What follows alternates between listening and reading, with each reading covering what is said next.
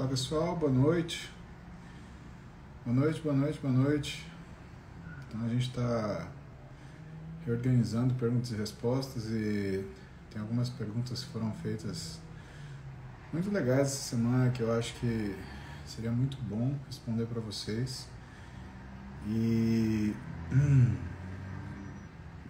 eu gostaria de chamar uma pessoa que eu gosto muito, tenho muito respeito, muita admiração, que é Paps Tácito Júnior, né, para falar com vocês e me ajudar aqui com uns temas com uma visão mais de ciência, uma visão mais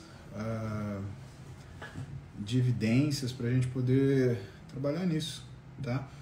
Então, vou chamar aqui o Tácito e a gente vai responder algumas perguntas para vocês. Acho que vocês vão gostar bastante.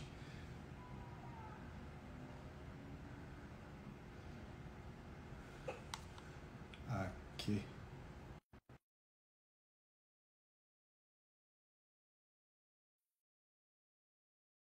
Ainda bem que você usa tablet, então, Brian. Muito bom.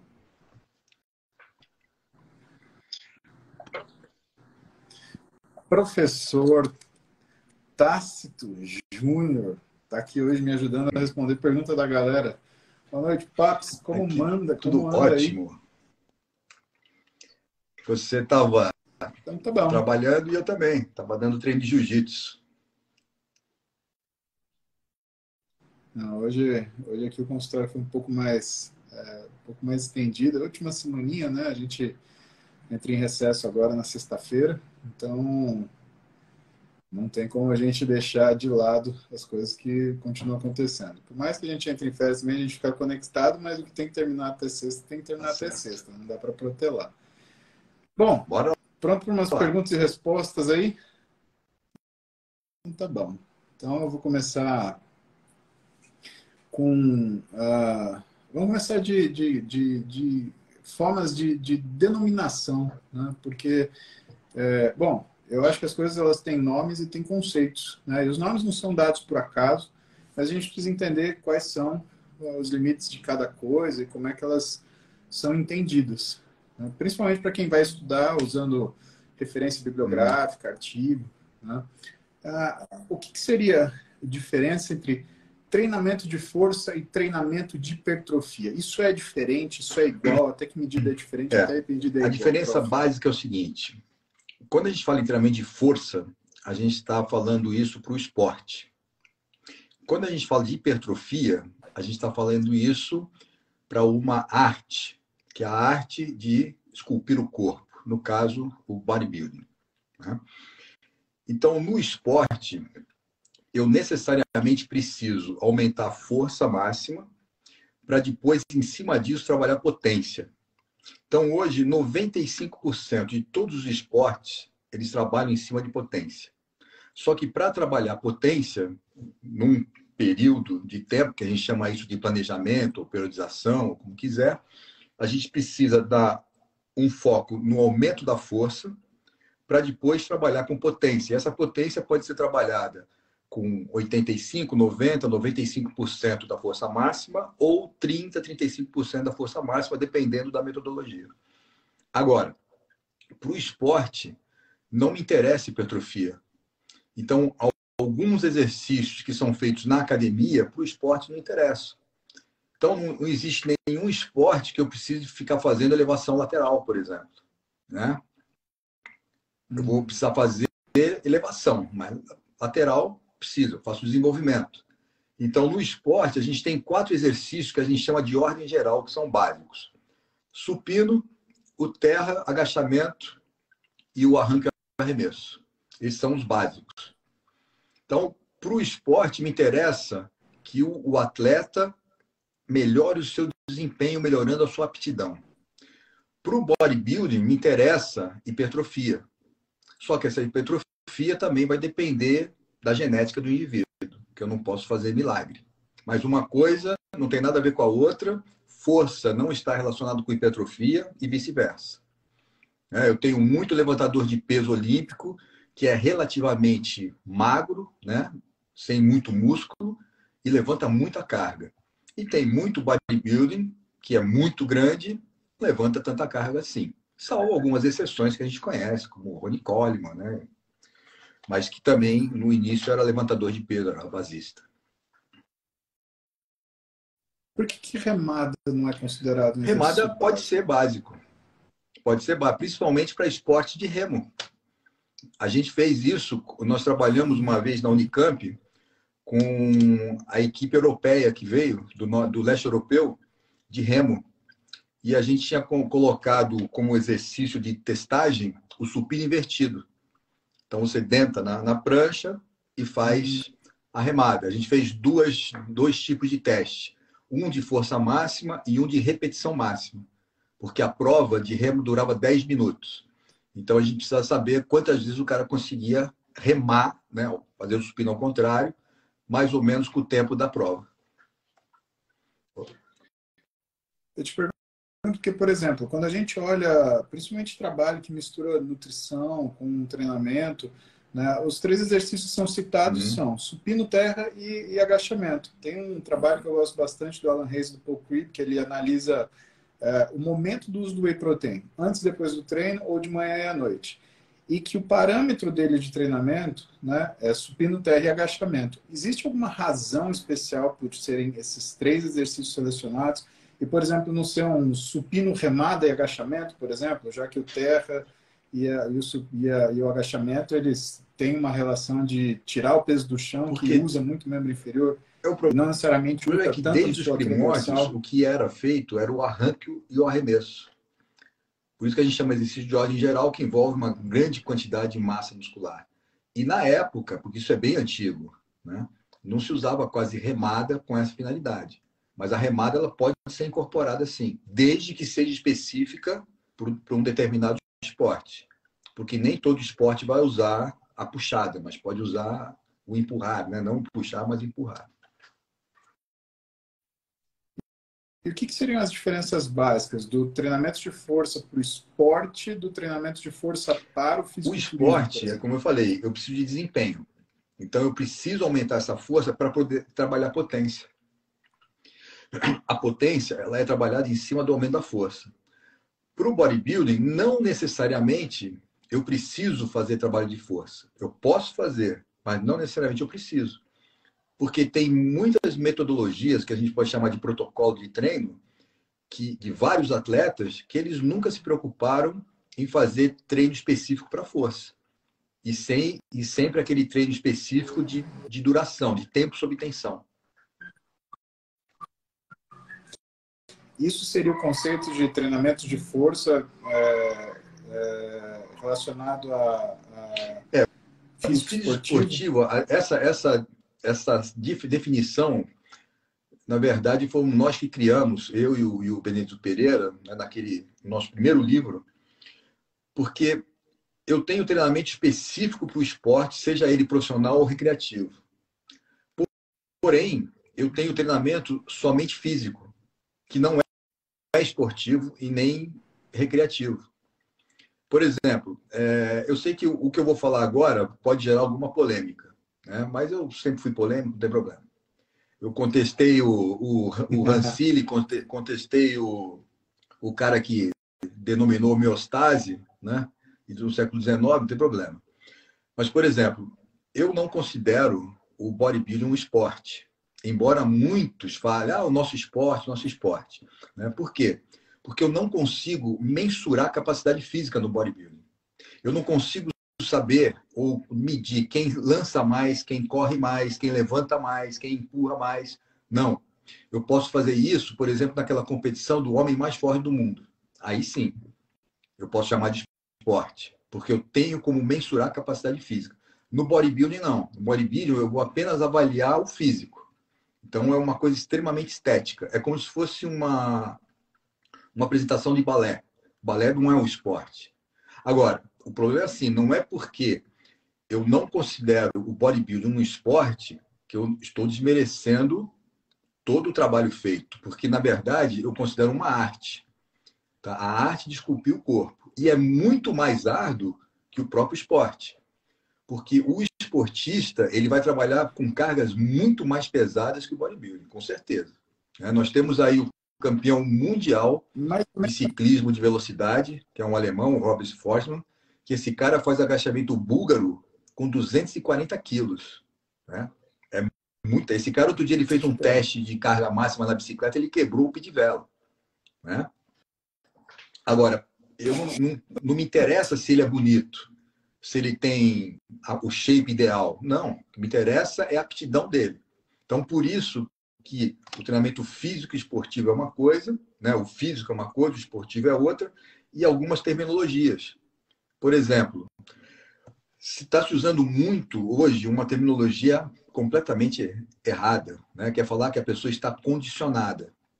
Então, assim, do inglês, a gente vai usar o ripped, o jacket ou in shape. Né? Que eu estou dizendo que o cara está com um shape bom. Ele está se apresentando bem, desidratado, vascularizado, né? Simetricamente, na medida do possível, dependendo da genética dele, é uma outra coisa. Então, o treinamento esportivo, o cara se dedica apenas a melhorar a capacidade, mas ele não liga muito para a dieta. Porque você vê, a maior parte dos atletas esportistas de judô, categoria peso pesado, são obesos. Lançador de dardo, lançador de disco, arremessador de martelo, os levantadores de peso de categorias pesadíssimos, são todos obesos. Todos. Então... Seria um raciocínio semelhante para ginástica olímpica? Não, ginástica olímpica você está medindo capacidade, porque eles são fortes, são resistentes, são flexíveis.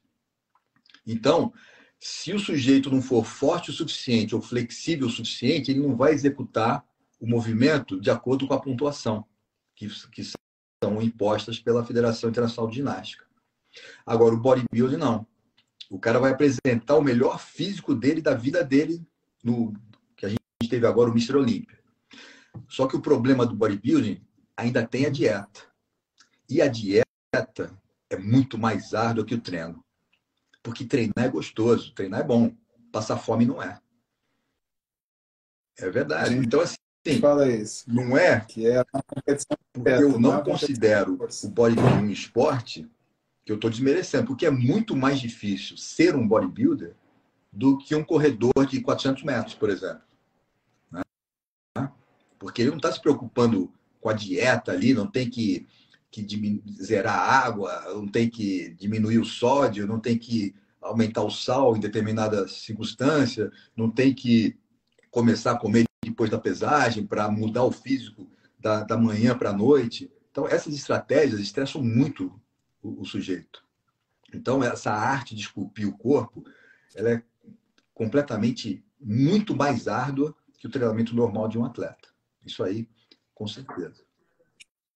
Você acha que o termo esporte de apreciação, ele contemplaria essa condição? Porque, na verdade, não é uma competição, é um show, é um evento, é um show, aonde o indivíduo apresenta o seu melhor shape, o seu melhor físico.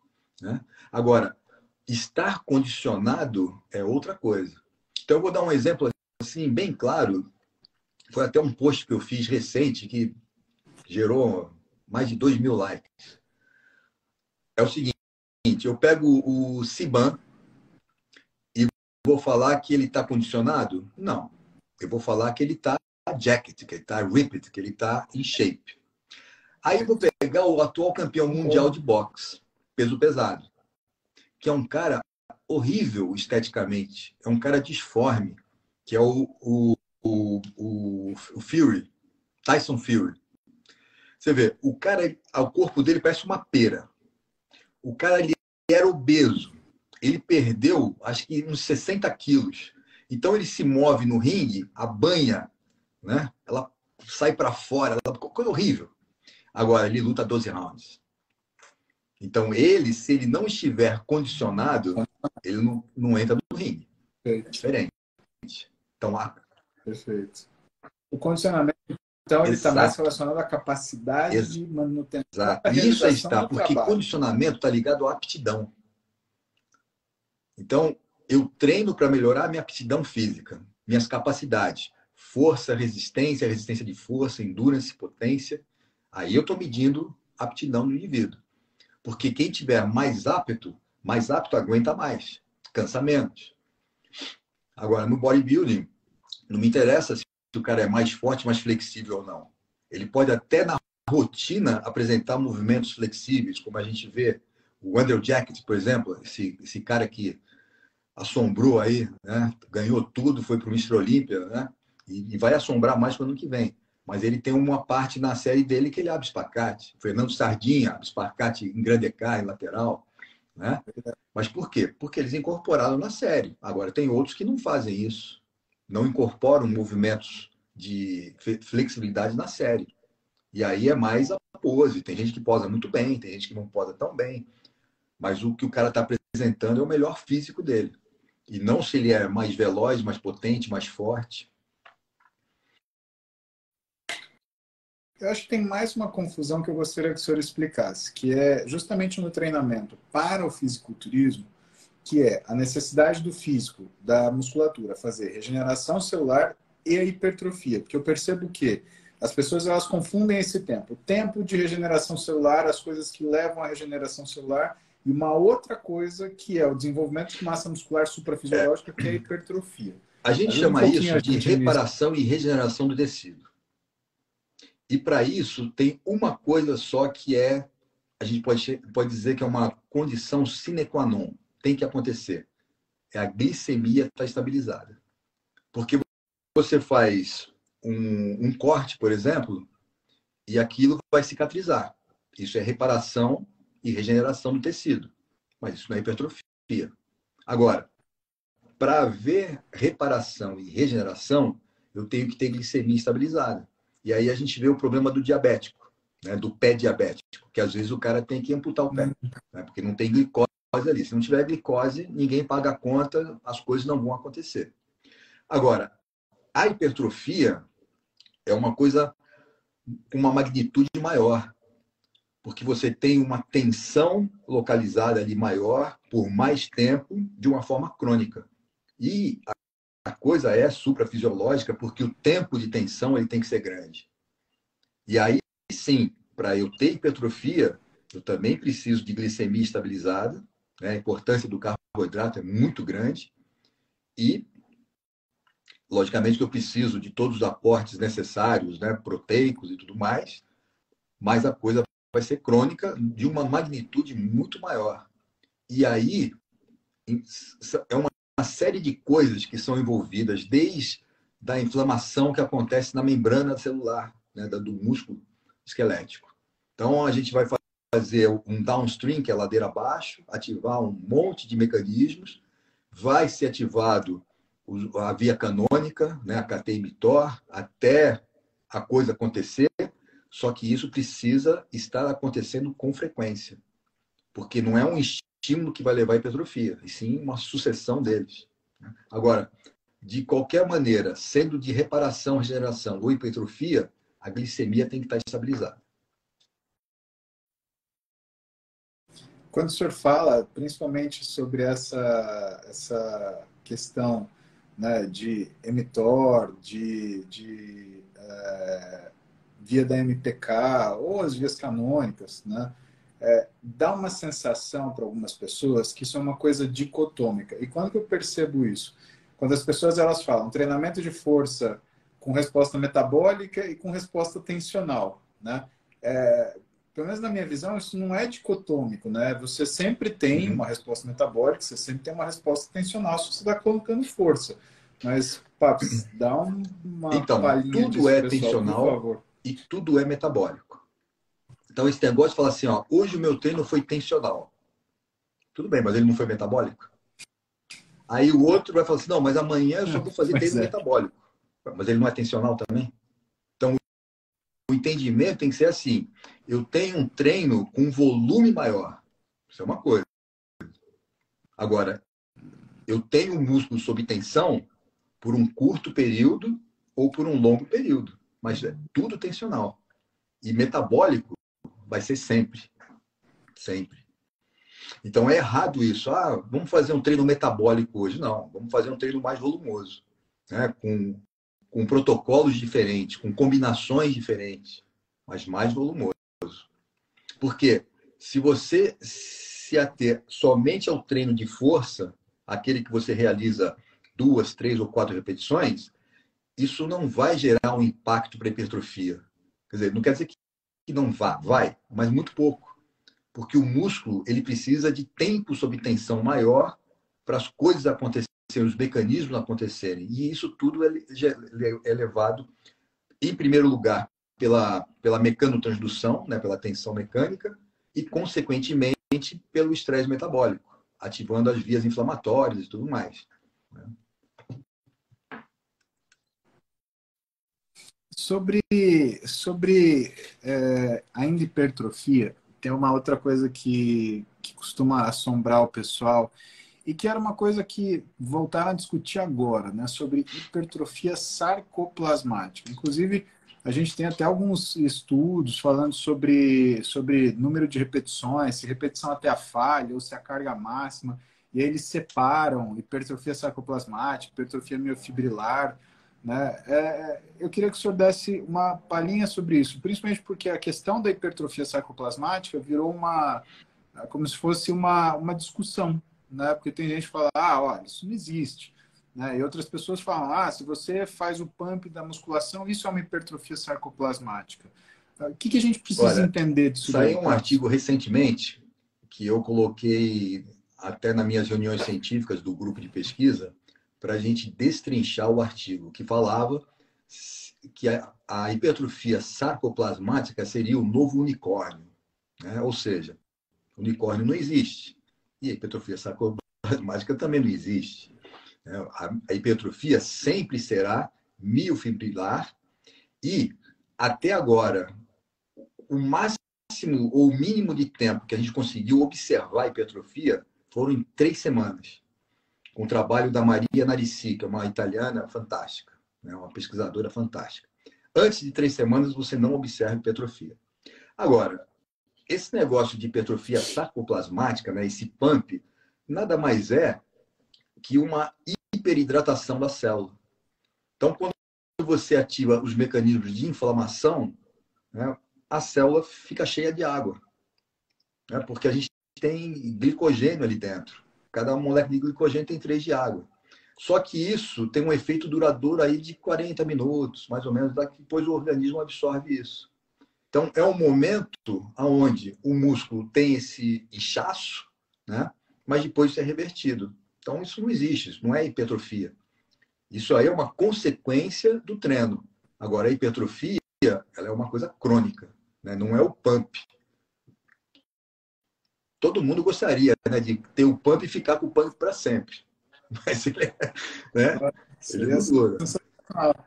E no outro dia um papo sobre o pump, aí ia ser Mas esse maravilhoso. negócio, a hipertrofia é miofibrilar. Sarcoplasmática não existe. O problema é que as pessoas usam terminologias erradas e as coisas vão aumentando, né? Principalmente no âmbito da academia.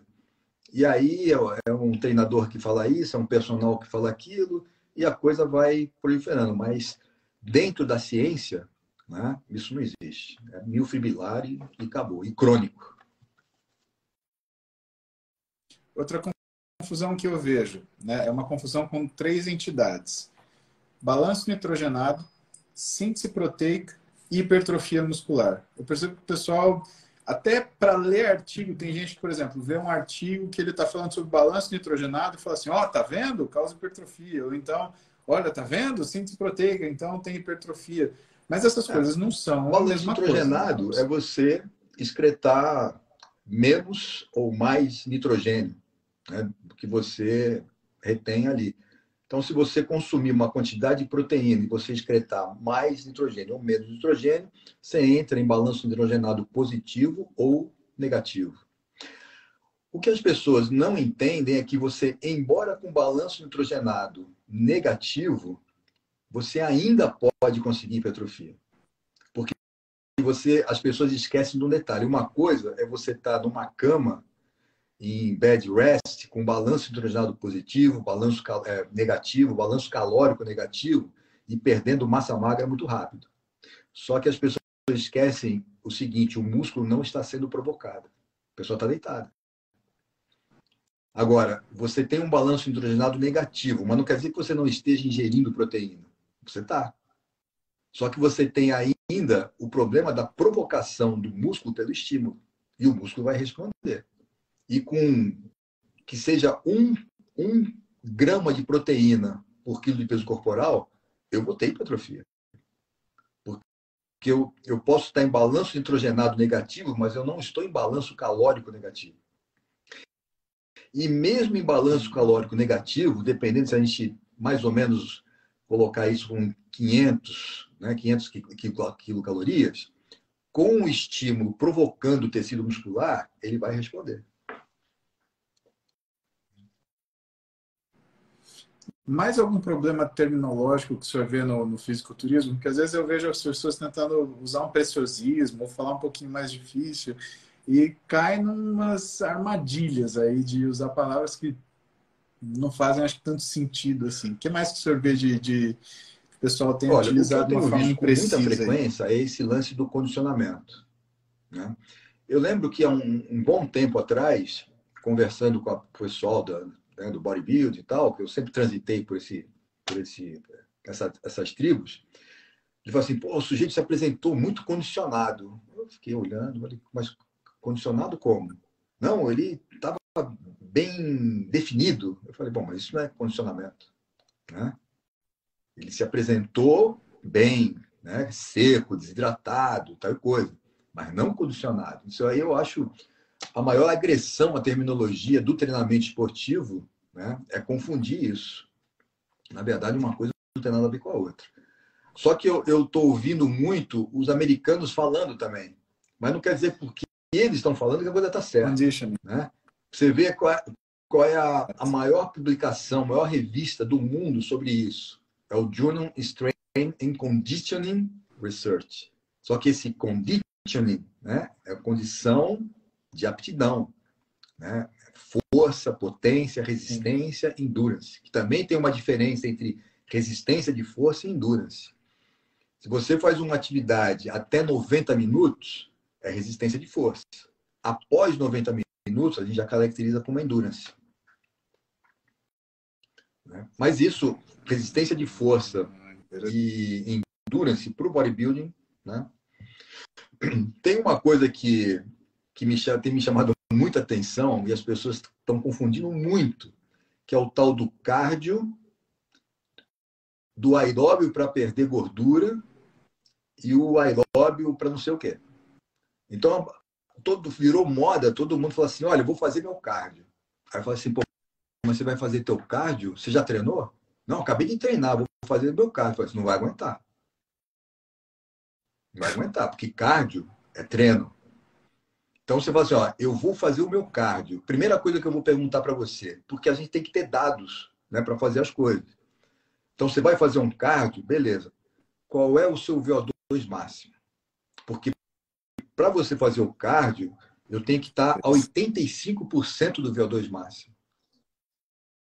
E ninguém aguenta isso. Se não for treinado, não aguenta. E o bodybuilding não aguenta também. Agora, o bodybuilding deve fazer cardio? Deve. Precisa. Mas ele pode fazer 2 cardios por semana, tá muito bom. Ele vai ter as melhoras da parte cardiorrespiratória tranquilamente e vai melhorar a aptidão dele. Agora, o cara vai fazer exercício para perder gordura, né? A gente fala ó, queimar gordura. Na verdade, a gente oxida a gordura. O ponto máximo, que a gente chama de fat max, é 65% do VO2 máximo. Se você não tiver ali, você não está oxidando as gorduras com 100% de eficiência. E muita gente não consegue se manter durante 50 minutos, durante 1 hora, a 65% do VO2 máximo. Porque 85% a gente vai fazer o HIIT, a gente vai fazer o SIT. Só que o SIT é all out, né? Acima de 100%. Então, isso aí esquece. Se bem que tem um bodybuilder que eu sempre, de vez em quando eu faço por provocação, né? Eu falo assim, já fez o seu cardio hoje? E é um cara que ele faz corrida muito veloz, mas ele faz isso fracionado, ele faz um HIIT. Então ele dá um tiro ali de 10, 15 segundos, descansa, dá mais outro. E o cara é muito forte, né? Agora, você ficar andando na esteira, que nem um Walking Dead, falando que está fazendo cardio, cara, você não está fazendo nada.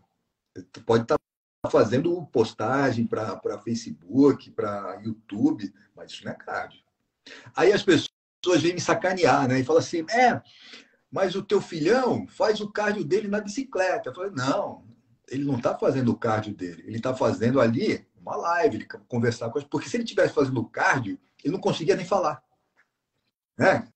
Uma coisa é uma coisa, outra coisa é outra coisa. Não tem jeito. Agora, o que as pessoas também não entendem é o seguinte, o exercício, como promotor de emagrecimento, ele é muito pobre. Porque se você fizer uma atividade de 1 hora a 65% do VO2 máximo, quantos quilocalorias eu vou gastar em 1 hora? No máximo, 600. Só que, para você emagrecer, se você começar a comer muito mais do que está gastando, você vai melhorar o seu condicionamento, você vai melhorar a sua aptidão, mas não vai emagrecer. Aí eu chamo a atenção, né? Outro dia eu passei a semana em Santos. Rapaz, 5h30, 6 da manhã, tá cheio de gente correndo. Aí você vê uns caras que você não consegue acompanhar na corrida. Tudo gordinho. Aí você, mas o cara corre todo dia e não emagrece? Não. Por quê? Porque ele come demais. Então, para você emagrecer, só tem um jeito. Balanço calórico negativo. Ele está acontecendo. Agora, você faz o exercício junto, que é para melhorar a sua aptidão e emagrecer por causa da dieta. Se você quiser se apresentar como um bodybuilder, sem fazer cardio, né, esse cardio que os caras fazem, ou sem nenhum aeróbio, só fazendo a dieta, você faz isso. Porque antigamente ninguém fazia cardio nenhum. Eu lembro, no início da década de 1980, que eu não saía ali da Gold's Gym, eu conhecia todo mundo, só tinha um cara que ia pedalar e mesmo assim chinfrim, que era o BRDMEI. Único. Ninguém fazia cardio, ninguém corria, ninguém andava, ninguém nada. Era só dieta. Só dieta. Eu adoro. Aliás, ele fez uma postagem esses dias que ele pergunta, né? Cadê a lombar do pessoal, lower back, né? Que ele falou que a lower back dos atletas da época dele era muito mais densa do que o pessoal que compete hoje, né? Qual que é a tua opinião sobre isso, Papo? O desenvolvimento dos dorsais, né, das costas, tem que ter um balanceamento muito grande de 2 tipos de exercícios, da remada e da puxada. Então, quando o cara faz muita puxada, a tendência é abrir, né, como se fosse um leque de um pavão. Mas está faltando remada. A remada que vai dar a densidade. Então, por exemplo, quem trabalha muito bem com treinamento para dorsais é o Pacholok. Né? O Pacholok, ele passou um tempo treinando os meninos lá onde eu treino, lá na John Arnes. Então ia lá o Zancanelli, ia o William Martins, e o Javorski, a molecada toda. E ele dividia muito bem o treino. Né? Ele falou, vamos fazer tantas remadas e tantas puxadas. E fazia coisa assim, bem homogênea. Né? Às vezes ele fazia, vamos fazer de manhã, talvez só puxada, à tarde só remada. Ou ele fazia no mesmo momento ali à tarde, vamos fazer uma remada, uma puxada, uma remada, uma puxada, uma remada, uma puxada. Quando você ia, era um volume imenso, com uma carga imensa, né? Porque aquele menino lá, o Nescau foi meu aluno na graduação. Primeira pergunta que ele me fez, professor, posso tomar creatina? Aí ele se formou, fez a minha pós-graduação. Aí quando eu encontrei com ele lá treinando com o Pacholok, né, eu falei assim, naquela época ele era um todinho, né? Agora tá coisa melhor. Mas esse treino ele tem que ser muito bem balanceado, né? É o treino de dorsal com puxadas e remadas. E aí cada um tem uma dificuldade, né? Aí você foca mais um pouquinho numa coisa ou na outra. Quando eu vi esse post do BRDMEI, a primeira pessoa que eu lembrei foi do Franco Columbo. Porque para mim ele tinha o lower back lá mais denso e musculoso. E ele era um cara que ele era basista no início, né? mesmo, né? Ele fazia Então, Muito. ele fazia muito deadlift, né? Muito levantamento terra. E eu atribuía, pelo menos, aos Uhum. terras que ele fez. Estou muito Bom, o longe aí da treinamento verdade. terra é um ótimo treino para densidade das costas. Você fazendo o terra completo ou o meio terra, que normalmente você coloca ali no banco do supino, né, faz o meio movimento, e logicamente com mais Uhum. carga, é um excelente movimento. Agora, não é todo mundo que aguenta fazer e consegue fazer. Eu vi, ó, o cara que eu mais vi colocar carga ali, e até hoje foi um dos mais fortes que eu vi treinando, foi o Zancanelli. O moleque é muito forte. Ele é muito E ele forte. fazia completo, Bem completo ou meio? forte. Ele é muito forte. Completo, E meio completo. terra ou completo, Eles quase? faziam dos dois jeitos, né? Meio terra e completo. Mas o completo. Ó, pra você ver, o Nescau, eu vi ele fazer terra completo com 240 quilos sem barulho. Ele colocava o peso no chão lá sem barulho. Muito forte. Cara, forte mesmo. Bom, já que a gente está falando de hipertrofia, né? Hoje eu acho que está cada vez mais a gente discutindo o mecanismo celular de hipertrofia e o lactato ele voltou aí até no assunto do pessoal falando que o Uhum. lactato é necessário para a hipertrofia, ele é reaproveitado, né? O que o senhor consegue resumir um pouco para a gente isso em mecanismo celular de hipertrofia e a importância do Então, lactato no quem colocou lenha jiu-jitsu? na fogueira foi o Brad Schoenfeld. E isso gerou uma discussão aqui via WhatsApp entre eu, o Schoenfeld e o Stuart Phillips sobre isso. Né? E aí o problema é que nessa meta-análise que ele apresentou, só tem 2 artigos que estão falando alguma relação do lactato com hipertrofia. Só que um deles é feito in vitro e o outro deles é feito com modelo animal. Nenhum com humano. Recentemente, teve um artigo publicado feito com camundongos. Que o cara colocou o camundongo com um tipo de treino onde a produção de lactato era grande, né, tal e coisa. Mas nenhuma evidência de que o lactato contribuiu para alguma coisa. Porque eles estavam tentando relacionar lactato com ativação da via do mTOR. Né? Pode até Ah, ser que tenha alguma relação, mas o lactato ele não é anabólico. Então, assim, o lactato é uma consequência da tensão mecânica por um tempo maior. Isso é óbvio. Ele vai ser uma consequência desse estresse metabólico, que a coisa é tudo consequência de ações. Né? O organismo está respondendo ao estresse. Agora, o lactato per si, ele não tem nada a ver com hipertrofia. Né? Por enquanto, a gente não tem evidência na literatura que o lactato seja anabólico e que ele cause hipertrofia. Ele é apenas uma consequência do. bom, eu preciso eu preciso ter mais visita do senhor à noite, assim, para a gente responder a pergunta da molecada. Até porque não é todo mundo que É pode sempre participar um do grupo prazer. de pesquisa, né? Agora, bom, eu sei que o senhor tem uma pós-graduação e eu imagino que deva estar com matrícula aberta. Então, Conta um pouquinho para a gente, como é que está de programação para 2023, a gente 2023? começa com essa pós-graduação em treinamento de força e hipertrofia. Vai ser a 5ª turma. E a grande novidade é que o curso é híbrido. O que é um curso híbrido? Você pode fazer ele 100% online, se quiser. Pode fazer 100% presencial. Ou pode fazer mesclando os dois. Então, muita gente pergunta, mas eu posso assistir uma aula só presencial e o resto online? Pode.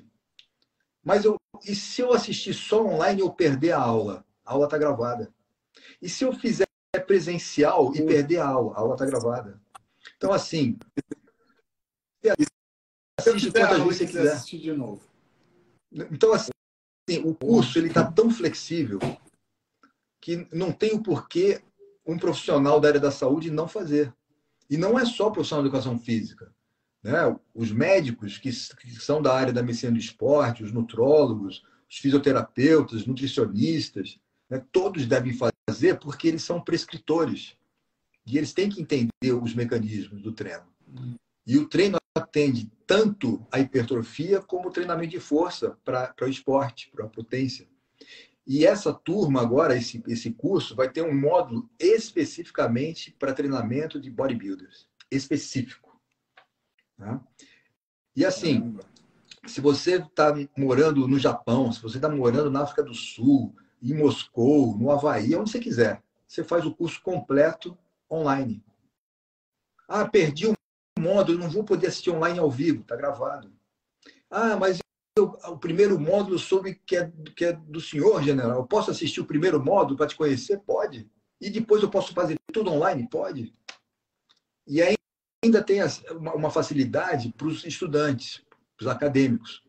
Se o estudante estiver no 7º ou no 8º semestre, ele pode fazer inscrição e fazer o curso, porque o curso tem duração de 2 anos. Então, são 18 módulos, né? Cada módulo acontece uma vez por mês, sábado e domingo, presencial ou online.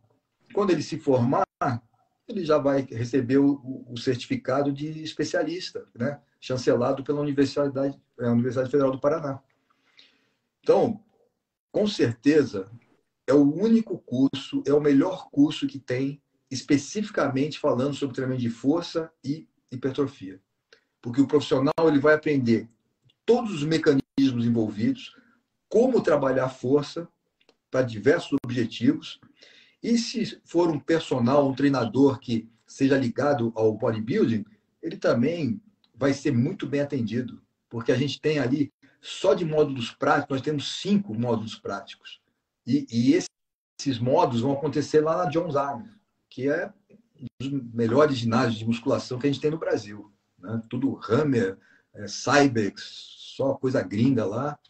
E eu fechei a academia para o dia do módulo prático. Então, assim, é um curso totalmente voltado para esse público. Né? O pessoal que usa para suas atividades do dia a dia na parte física ou na parte esportiva. Bom, eu vou entrar num recessinho assim, mas eu conto com o senhor para a gente fazer mais um General T Responde. Sempre um prazer.